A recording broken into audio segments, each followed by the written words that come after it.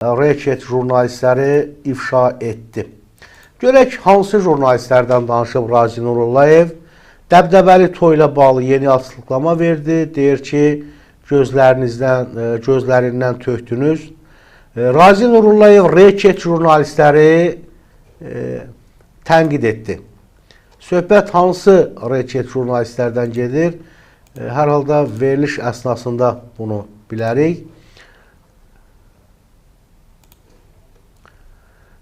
Müəyyən bir kateqoriyalı jurnalistlər var ki, onların marağı yazı dərc edib, sonra aidiyyat şəxsdən pul tələb etməkdir. Bu fikirləri deputat Razi Nurullayev TV1 telekanalının layihəsi olan media gündəmi verilişində səsləndirilib, konkret az xəbər verib. Bu arada Reket jurnalistlər bir yazını saytda yerləşdirir, sonra onu silmək üçün deputatlardan pul tələb edirlər. Mən bu cür halla qarşılaşmışam, ancaq qəti suratda pul verməmişəm. Demək, ümumiyyətlə bundan sonra pul vermək fikrim yoxdur. Əksinə mənə qarşı bu cür hərəkət edən bir Reket jurnalisti həbsə atdırmışam. İndi həbsdən çıxıb, üzərinə böyük cərimə də qoyublar. Ancaq bu haqda çox danışmıram. Çünki Razi Nurullayevin jurnalistlərlə mübarizə aparan deputat kimi qələbə verilməsini istəmirəm deyən millət vəkili bu barada vurğulayıb. İndi dostlar, hansı jurnalistdən söhbət gedir, mən onu deyə bilmərəm. Elə öz dilindən eşitsək o ifadələri daha yaxşı olar. Razi Nurullayev görək nə deyir dostlar? Razi Nurullayevin açıqlaması var dostlar.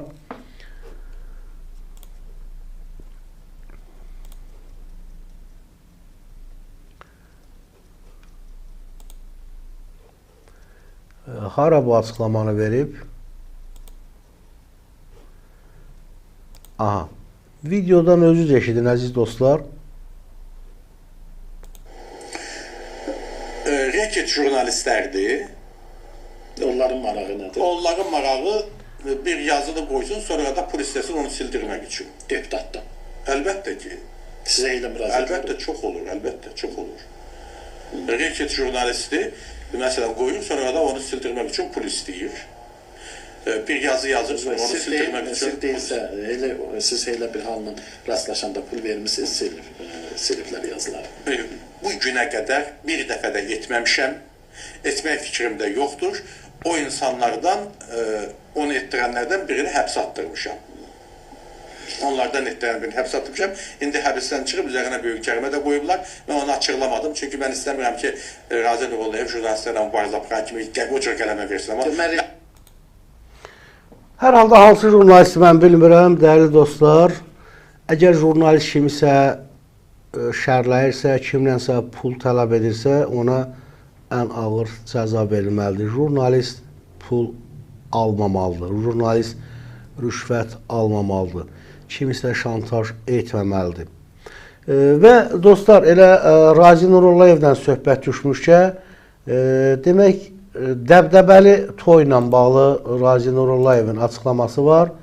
Dəbdəbəli toy. Bilirsiniz ki, dəbdəbəli toy elə onun qardaşının toyudur. Qardaşı ilə bağlıdır. Açıqlaması var. Görək bu dəbdəbəli toyla bağlı bir ifadə işlədir ki, gözlərindən tökdünüz. Qardaşım oğlu başqa ölkə vətəndaşı, qohum olduğu ailə başqa ölkə vətəndaşıdır. Qərar verib 50 nəfərik toy ediblər.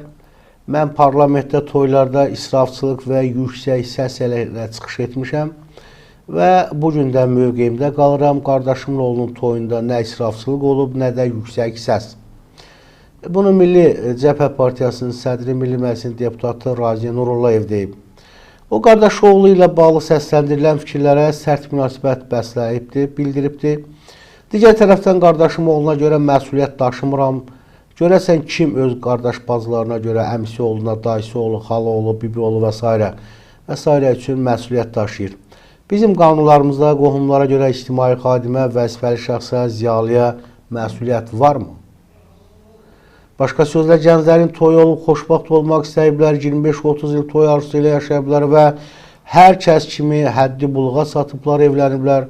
Toy edənlərə xoşbaxt olun, Allah mübarək eləsin. oğullu qızlı olsun deyərlər. Siz nə deyirsiniz? Biriniz ucuz reyting xatirinə, biriniz baxış sayına, biriniz paxıllıqdan, biriniz qərəzdən, biriniz özünüzün həyatın bütün mərhələlərində uğursuz olduğunda nifrət və qərəz püskürürsünüz. Onlar xoşbaxt olmaq üçün toy ediblər, toyu da gözlərindən tökdünüz. Heç vicdan əzabı çəkirsiniz. Heç olmasa Allahdan qorxun ki, o da sizlərə xoş gününüzdə əzab yaşatmasın. Hörmətli dostlar, baxın, bu müraciət izah olunmalı və təhlil olunmalı bir müraciətdir. Deyir, onlar xoşbaxt olmaq üçün toy ediblər, toyu da gözlərindən tökdünüz. Heç vicdan əzabı çəkirsinizmi? Heç olmasa Allahdan qorxun ki, o da sizlərə xoş gününüzdə əzab yaşatmasın. Qeyd edək ki, Şahin Nurullayev Günel adlı xanımla ailə həyatı qurub, toy Dubayın məşhur Ritz-Carlton otelində keçirilib, mərasimi aparıcı Nana Ağamaliyev idarə edib, Ağamaliyeva Nana, xalq artisti Aygün Kazımova isə çıxışı ilə qonaqları sevindirib. Xatırladaq ki, Şahinin atası Hasil Nurullayev tikinti maqnatıdır. Və burada, hörmətli tamaşaçılar, əslində, belə deyək də, Razi Nurullayevin qardaşı milyonlu da toy eləyə bilər, milyardlı da toy eləyə bilər. Mən düşünürəm ki, Razi Nurullayevin məsuliyyəti daşımır, yəni qardaşının məsuliyyətini daşımır. Mən belə fikirləşirəm.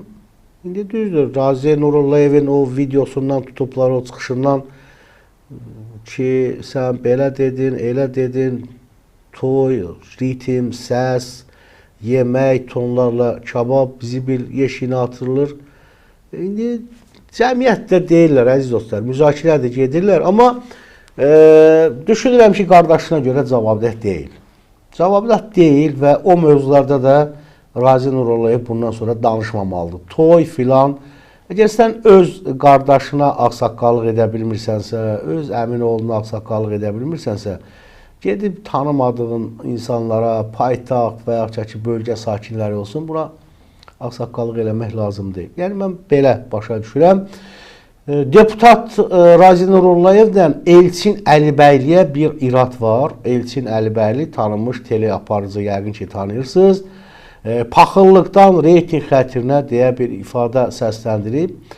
Bakı TV-də jurnalist Elçin Əlibəyli reyting xatirinə nalamıxa vurur.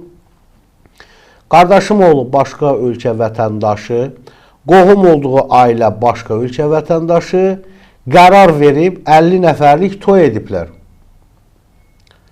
50 nəfərlik. Bunu deputat Razi Nurullayev deyib. Mən parlamentdə toylarda israfçılıq və yüksək səs əleyhinə çıxış etmişəm və bu gündə mövqeyimdə qalıram. Qardaşım oğlunun toyunda nə israfçılıq olub, nə də yüksək səs. Digər tərəfdən qardaşım oğluna görə məsuliyyət daşımıram. Görəsən Elçin Əlibəyli öz qardaş bazlarına görə əmisi oğlu, dayısı oğlu, xalası oğlu, bibi oğlu və s. üçün məsuliyyət daşıyır. Axı o da efirdən hamıya dərs keçməyə cəhd edir. Bizim qanunlarımızda qohumlara görə ictimai xadimə, vəzifəli şəxsə, ziyalıya məsuliyyət varmı? Başqa sözlərlə gənclərin toyu olub, xoşbaxt olmaq istəyiblər və Allah mübarək eləsin deyək, oğullu qızlı olsun deyərlər və siz nə deyirsiniz? Biriniz ucuz reyting xatirinə, biriniz baxış sayına, biriniz paxıllıqdan, biriniz qərəzdən, biriniz özünüzün həyatın bütün mərhələlərində uğursuz olduğunuzda nifrət və qərəz püskürürsünüz. Onlar xoşbaxt olmaq üçün toy ediblər, toyu da gözlərindən tökdünüz. Heç vicdan azabı çəkirsinizmi? Heç olmasa Allahdan qorxun ki, o da sizlərə xoş gününüzdə əzab yaşatmasın və Elçin Əlibəyliyə iradını bildirib. Hörmətli tamaşaçılar, dəyərli izləyicilər, söz sizindir. Nə qədər haqlıdır Razi Nurullayev bu çıxışında və bu xitabında nə qədər haqlıdır ki, bu bir növ həm də qarğışdır ki, qorxmursunuz ki, Allah sizin də xoş gününüzdə belə bir halla üzləşdirə bilər. Söz sizindir, əziz dostlar. Biraz mənə elə gəlir ki, Bu xitab düzgün deyil, yerində deyil. Cəmiyyətdir, cəmiyyətin içində savadlısı da var, savadsızı da var. Və bu günləri Azərbaycan cəmiyyəti, mətbuatı əgər maraqlı olsaydı, çox maraqlı araşdırma yazıları olsaydı, sənin qəhrəmanların sənə tanıdılsaydı, ümumiyyətlə, nəinki Razi Nurullayevin qardaşı, heç Razinin özü cəmiyyət üçün maraq kəsb etməzdi. Amma çox təəssüflər olsun ki, Azərbaycan insanı, Azərbaycan vətəndaşı maraqlı mövzuya həsrətdir. Ona görə də, məsələn, mən heç vaxt insanları Razi Nurullayevin qardaşının Dubayda toy oldu, Aygün Kazımova oxudu, nə bilim, Nana Ağamaliyev orada veriliş məclisi yapardı. Yəni, belə bir ucuz mövzuya rəva bilmirəm Azərbaycan tamaşaçısını.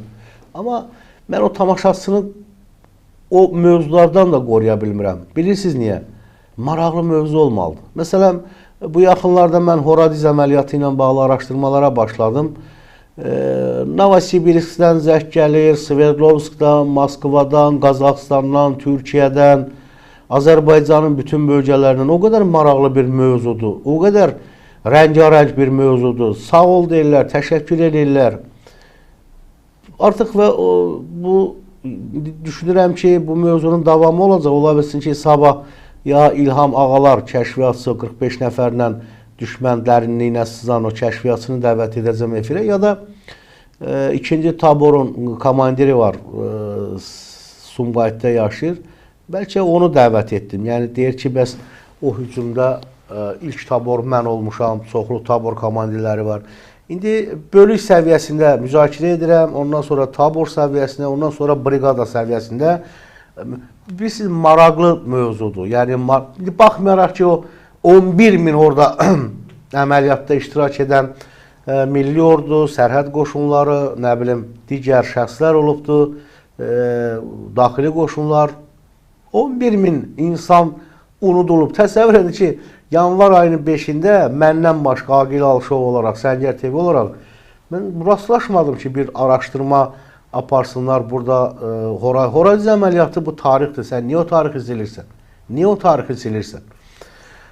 Belə əziz dostlar, dəyərli tamaşaçılar, hər halda söz sizin. Söz sizin.